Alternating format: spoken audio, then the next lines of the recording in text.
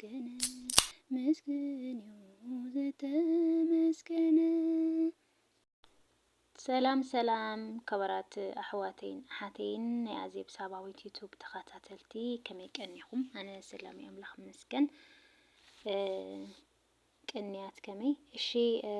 ከምቲ ልሙድ እዛ ኣምሃሪት ኢለ ሒዘያ ዝመጻኹ ቪድዮ ከዓ ሒዘ መጽእ እኒአኹ። ቀዳማይ ክፋል መጀመርታ ቤተሰብ ዝኾንኩም ላይክ ሸር ኮመንት እናገበርኩም ኣተባብዑና። ሸርት ላይክ ተገይርኩምልና ከዓ ናብ ኩሉ ሰብ ስለ ዝበፅሐልና ይሕግዘና እዩ።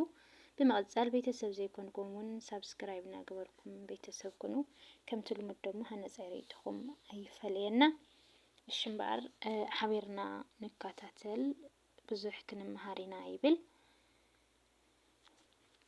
ብዙሕ ዝኾንኩላ ኣፍቃሪተይ ቀዳማይ ክፋል እያ ትብል።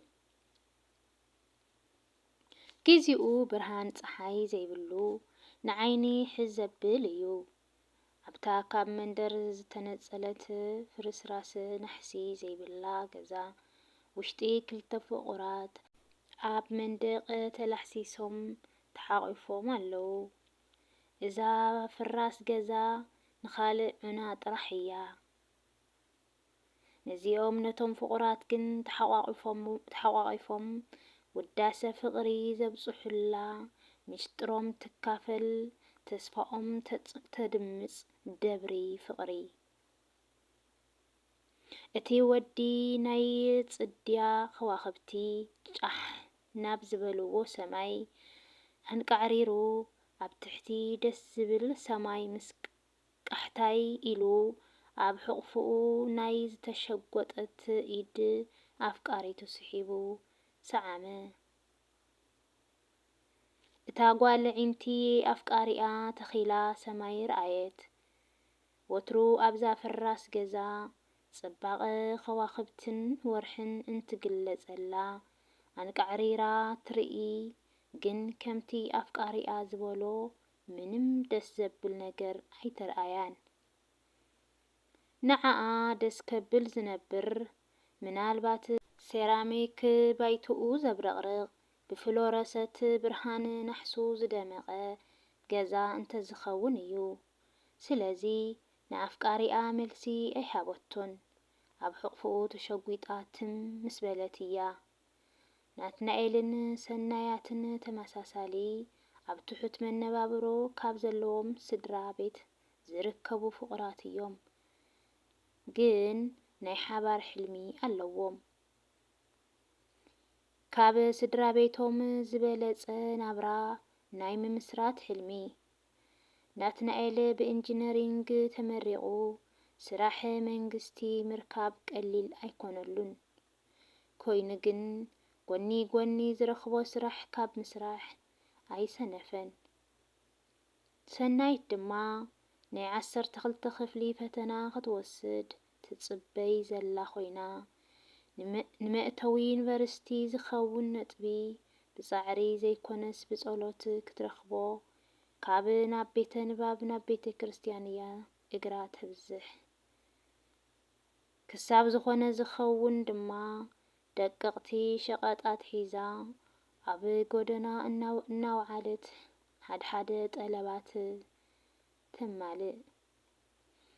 ሰኒተይ እንታይ ኢኺ ስቕ ኣብዚሕኺ ሆሳእና ናብ ኣኽሱም ስለ ዘይከድና ኾሪኽ ዲኺ በለ ናትናኤል። ኣረ ኣይኮንኩን በለት ሰናይት። ናትናኤል እንኪ እስኪ ኢሉ ቅርሺ ናብ ኢዳ ኣትሓዛ።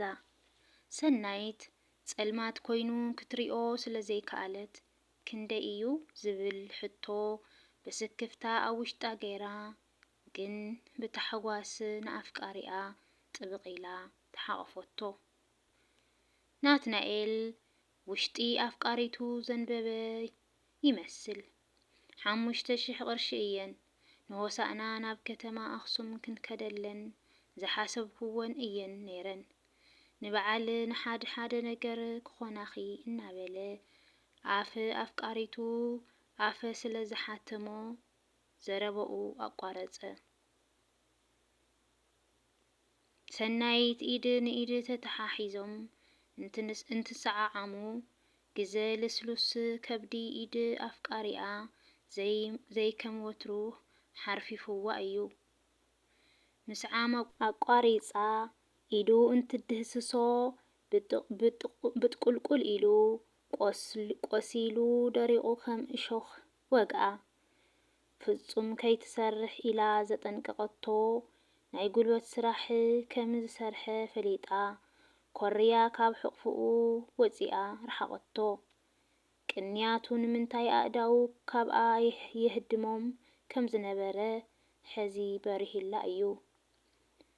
ሰኒ ኢሉ ኢዳ ክሕዝ እንትብል ኣበየቶ።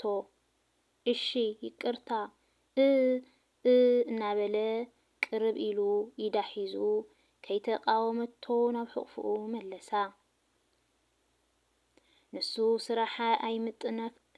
ስራሕ ኣይምጥነካን ኢለ ዶ ነጊረካ ንምንታይ ዘይትሰምዐኒ ናቲተይ ምዕጉርቱ እናደራዛዘት። ዝኾነ ስራሕ ክስካብ ዝኾነ ውፅኢት ዝበሃል ስራሕ እዩ። ድሓር ከዓ ዝተረኸበ እንድሕር ዘይሰሪሕና ከመይ ኢልና እቲ እናሓልሞ ናብራ ነግህድ ፍቕረይ? ናይ ወለድና ናብራ ኣባና እውን ክድገም እኮ እዩ። ንሱ ስራሕ ኣይትኽእሎን ክሃስየካ እዩ ናተይ በለት ሰናይት ሕዚ እውን ኢዳ ኣብ ምዕጉርቱ ምስ ገበረት። እሺ ሰኒተይ ድሕሪ ሕዚ ኣይሰርሕን ኢሉ ግንባራ ስዒሙ በሊ ንዒ ንኺድ መሲኡ እውን ከይቖረኪ ንእሽተይ ጽናሕ ወይስ ኣይናፈቕካንን በለቶ። እዚኣስ ኣይሕቶን ድሓር ከዓ እንካ እስኪ ቅርሺ ፈፍርቅና ንግበሮ ለላይ ቅንያቱ ጽቡቕ ስለ ዝሰራሕኩ ድሓን ቅርሺ ኣጠራቒመ እየ። ኖኖ ኣይኸውንን እዩ ንዓኺ እዩ ንዓይ ኣለኒ እዩ ሰኒተይ በላ። ናቲተይ ገዛኹም ከዓ ዓብይ በዓል እዩ እኮ ዝመጽእ ዘሎ እንካ ተቐበለኒ ቤዛኻ በለቶ። ናትናኤል ከም ኩሪ ኢሉ ዕረፍስከ ስቂልኪ ሓዝዮ እንትብላ ሰናይት ኣይቀጸለትን። ናብ ካልእ ዕላል ኣበሉ። ዕላል ፍቕሪ፣ ዕላል ተስፋ፣ ዕላል ጽቡቕ መጻኢኦም። ካልኣይ ክፋል ይቕጽል። ብካልኣይ ክፋል ሒዘልኩም ክስጋብ ዝመጽእ ሰናይ ቅንያት ሰላም ኩኑ። ነመስግኑ ንእግዚኣብሔር ነመስግኑ ንእግዚኣብሔር ምስግን እዩ ዝተመስገነ ምስግን እዩ